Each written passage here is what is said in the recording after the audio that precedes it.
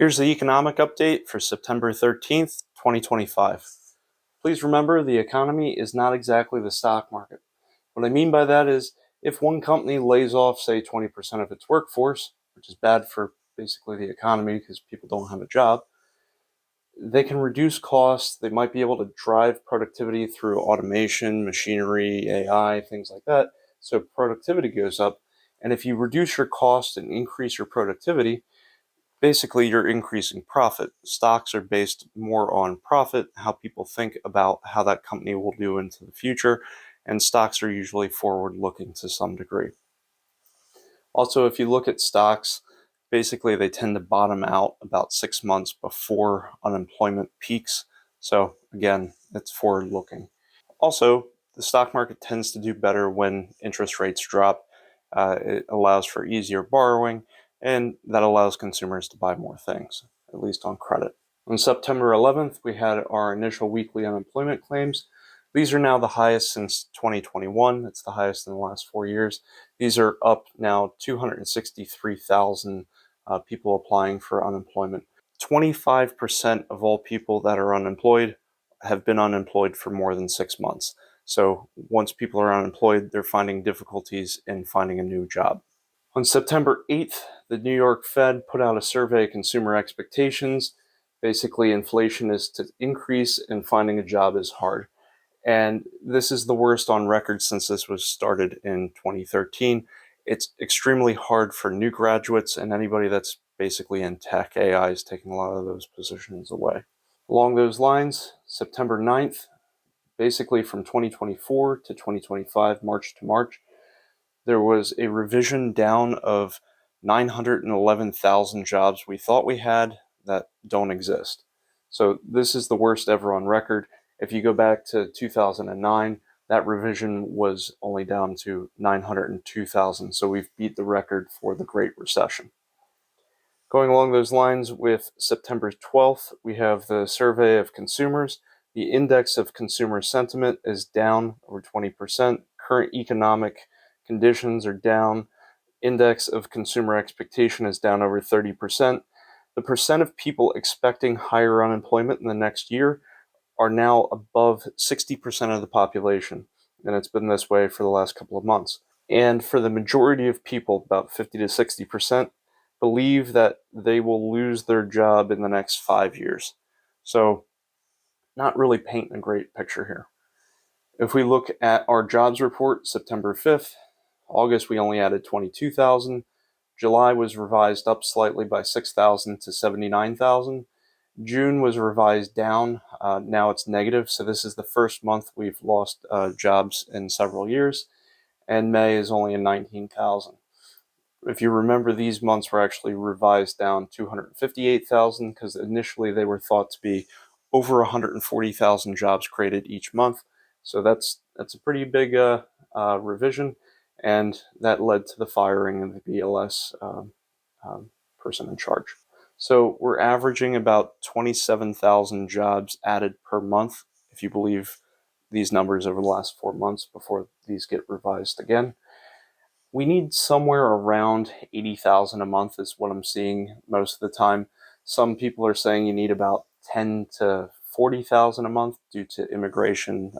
Basically, if a million people leave the country by force or by their own means, you don't need as many jobs because those people then don't need jobs in the country. If we have 340 million people and we have a population growth of about 0.5 to 1%, I'm just going to say, what if we needed 3 million jobs per year? Divide that by 12 months, and not everybody is going to go get a job. So about 60%, 62% roughly of people in the US are employed. So that puts me at about 150,000 people per month. Now there's going to be retirees and things like that. So I'm thinking the 80 to 100,000 range seems pretty realistic.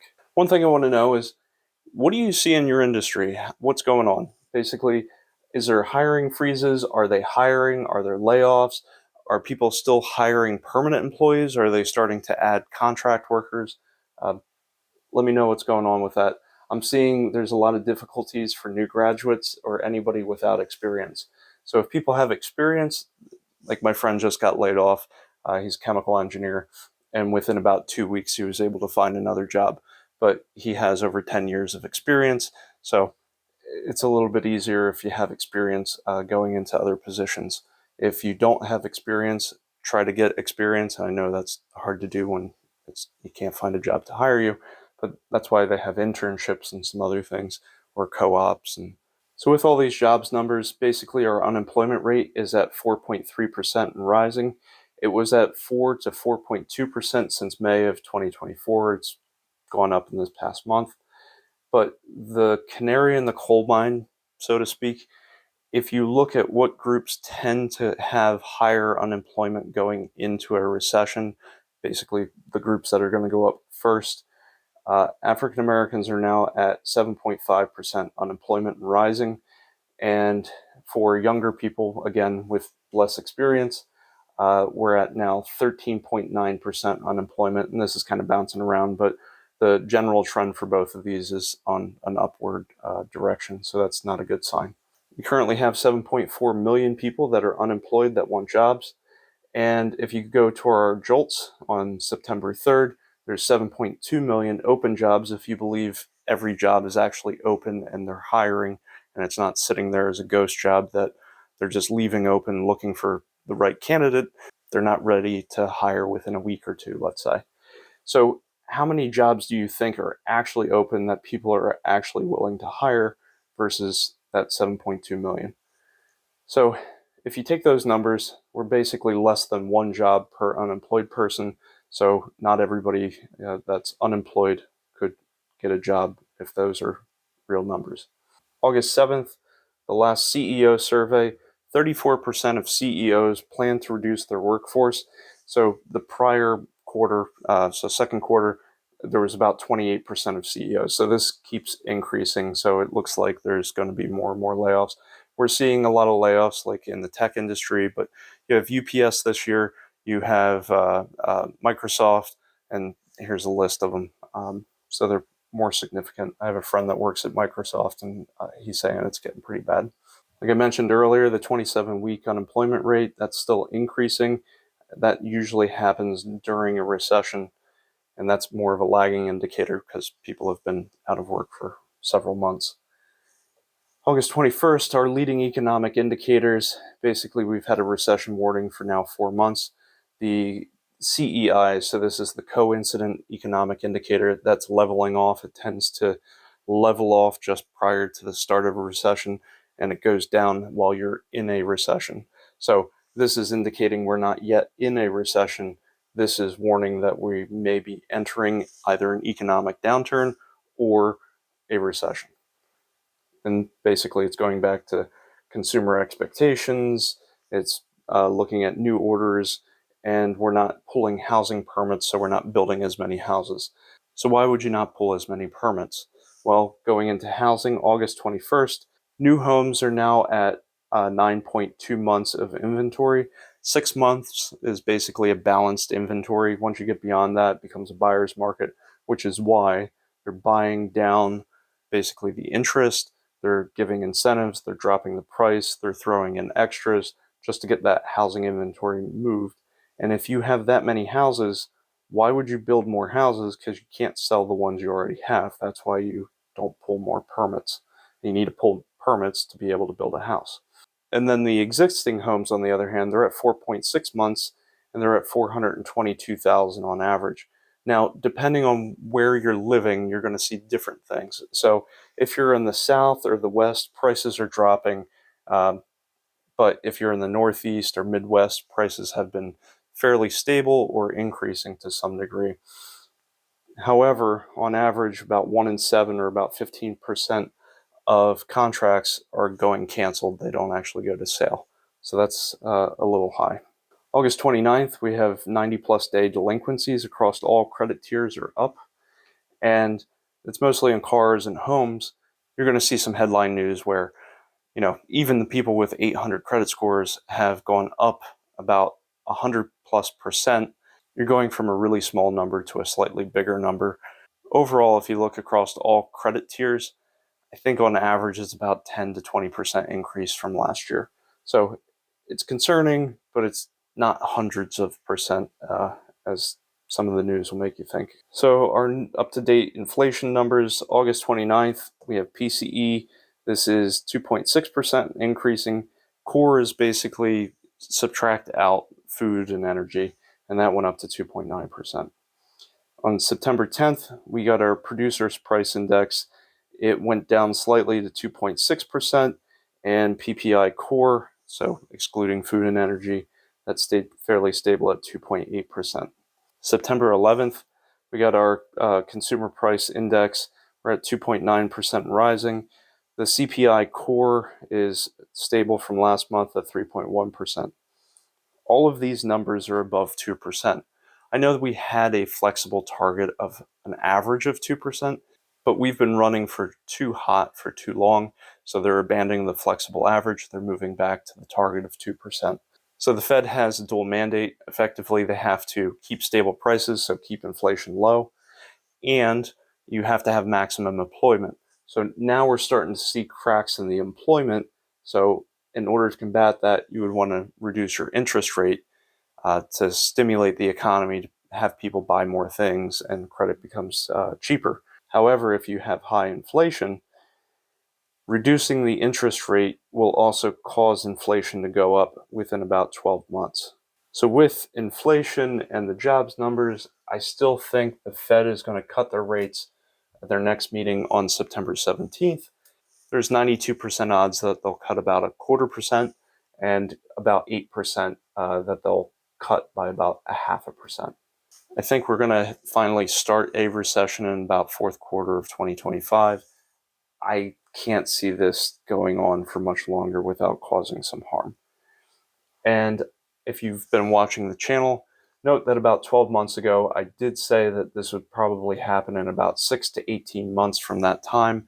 So I'm still within that window. So that being said, there's some news on September 3rd.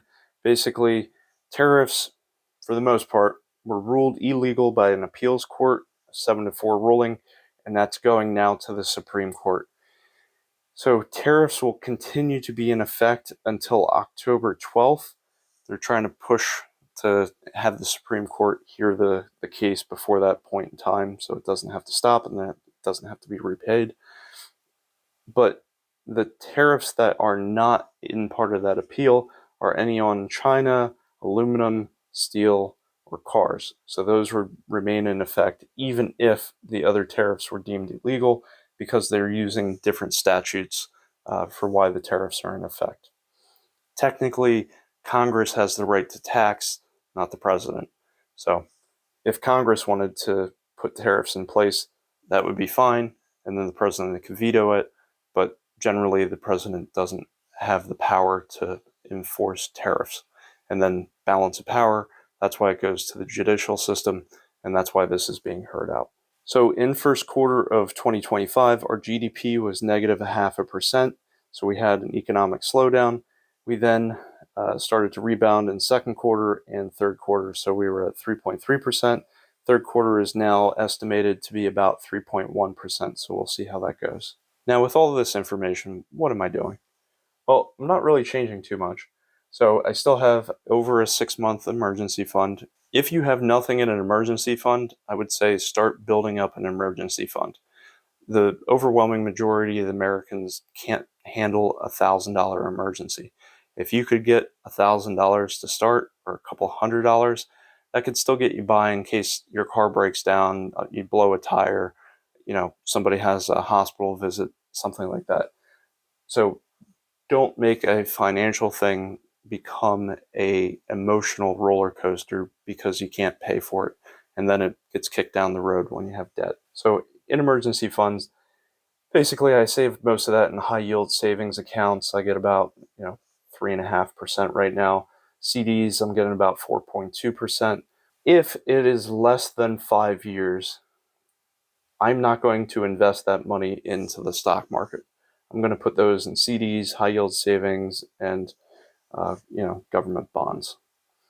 If it's more than 5 years, I'm using dollar cost averaging, and I'm investing in the 70% to 80% S&P 500, about 10 to 20% in international funds, and about 0 to 10% in bonds, CDs, high yield savings. Now, I do have a couple open options. One is a call for TLT, which is bonds in 2027, and another one is on a put for SPY at the end of September. I'm just doing this, and people were asking me if I was doing anything like this. So I was just letting them know I'm doing this. I'm not recommending other people do this. Basically, this is speculation or gambling, and I would say this is actual investing for the long run. So thank you for watching. Please subscribe. Be aware that I do have a Discord channel. If you wanted to join, I go on there and voice chat with people every once in a while. Just be aware that I'm not going to direct message you and try to sell you something. I'm not trying to sell anything there. And if you wanted to help support the work that I'm doing, feel free. There's supers below, as well as there's channel memberships if you want to join. And that also gives you early access to videos before Google actually approves the video and it goes live. Well, thank you for watching. Have a great day.